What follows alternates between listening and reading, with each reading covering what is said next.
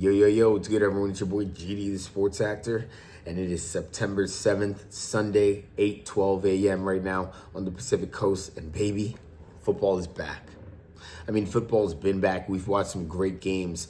Eagles versus the Cowboys on Thursday, Chargers versus the Chiefs on Friday, and now we have the full lineup, and of course, Monday night game, but majority of the games are back today, and of course the New York Giants are stepping on the field.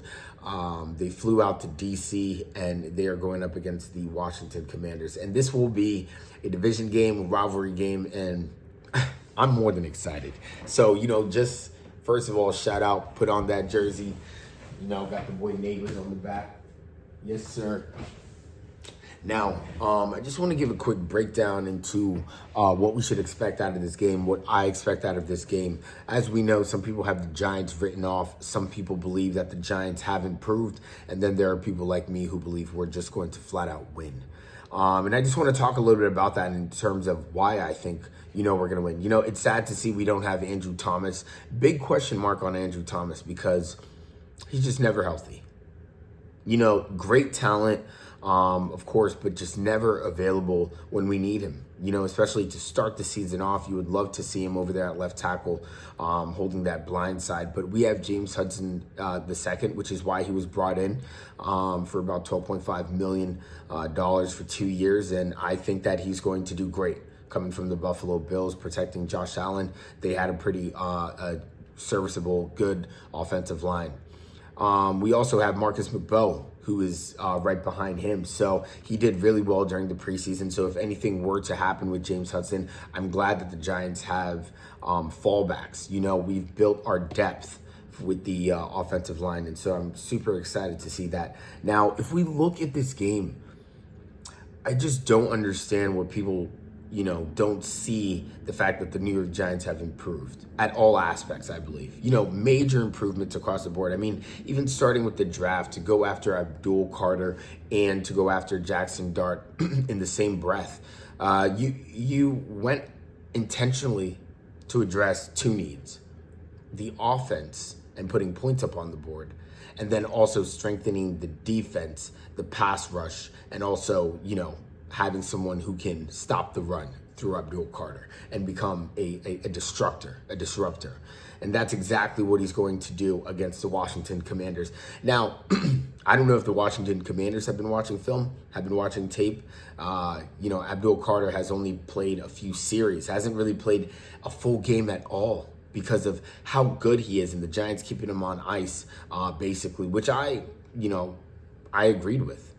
Abdul Carter, you could see flashes of just such great talent, such great ferocity, such great violence as he's so fast. He can bend on the line so quickly, and he really can track down the quarterback. And that's exactly what we're going to need when it comes to Jaden Daniels, I believe.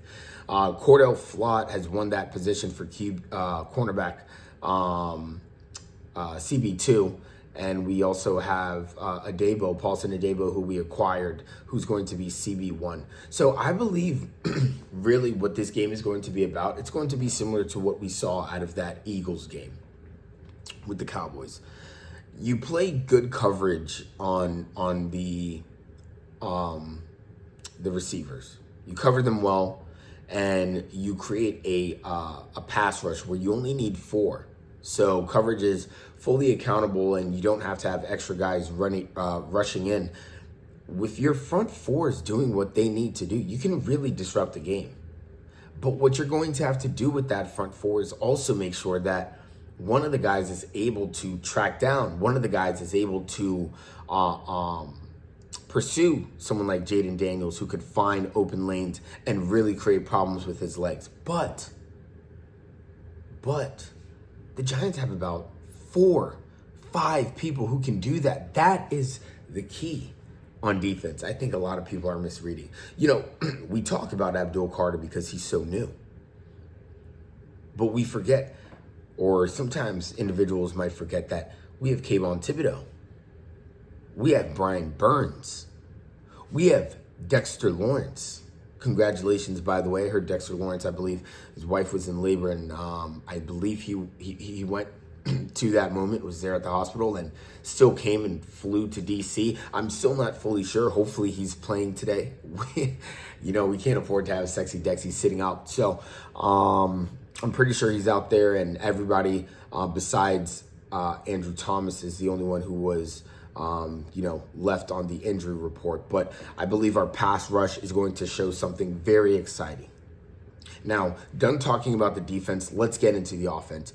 The Giants are going to be putting points up on the board. Russell Wilson is a guy who came in with just such not only leadership, but just being the vet that he is, the knowledge that he comes with. You can see it translating. And you can see it just spreading out throughout the whole team. How you approach the game, how you think about the game, how you communicate with each other as players. I really do believe that there was a disconnect with that when it came to Daniel Jones. No one knew who to look towards when it came to finding a compass, finding an identity, and just understanding who the captain of this ship is. Because sometimes at times you need to have a leader. Not everyone can be leading at the same time. And so when it comes to Russell Wilson, I believe he brought that in with him. Family man, 2 Super Bowls, has much success, has availability. I think, guys see that and they respect it. And they want that for themselves. And so coming into the locker room, I really do believe our offense has changed in terms of just competency. And it starts with the quarterback. They handle the ball the most. And it does fall on the QB. Daniel Jones, just slightly talk about him for a second, made a comment about, he doesn't feel like he did a lot, some things well at times. He didn't do a lot of things well. I tried to stick behind Daniel Jones for about 5 years. It was the 6th year, I still tried to root for the QB because I'm going to be loyal and try to root for the guy, but it was just hard. It was difficult. But now that we have Russell Wilson and Jackson Dart and Jameis Winston, we've seen the complete transformation. And through that, we're going to start seeing that the New York Giants really has a lot of sleepers when it comes to the wide receiver room. Wandell, Darius Slayton, Theo Johnson, Malik Neighbors, of course, is going to eat. But because of what Russell Wilson is going to bring, because of the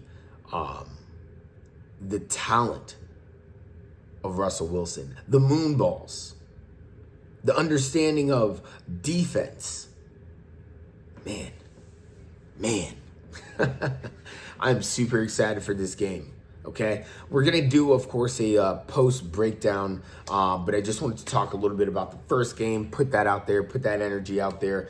We got the New York Giants winning this game out, and we got a few more hours, 2 more hours, a little less than that before the New York Giants get out there and play the Washington Commanders. So make sure you tune in tune into this game. It's gonna be a good one, and as always, let's go blue. Peace.